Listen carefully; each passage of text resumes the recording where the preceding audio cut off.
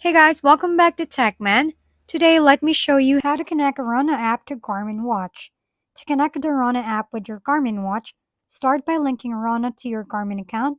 Open the Runna app, head to your profile, then select Connected Apps and Watches. Tap Connect Watch, choose Garmin, log in with your Garmin Connect credentials while granting the required permissions.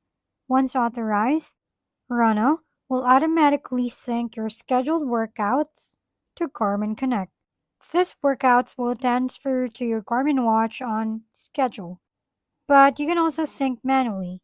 Simply open Garmin Connect, go to Training and Planning, find your Runna workout, tap Send Device. Finally, sync your watch through your Garmin Connect app and you're ready to train seamlessly. If we've been helpful, kindly give us a thumbs up and don't forget to hit the subscribe and bell button for more contents. For any questions and suggestions, comment down below.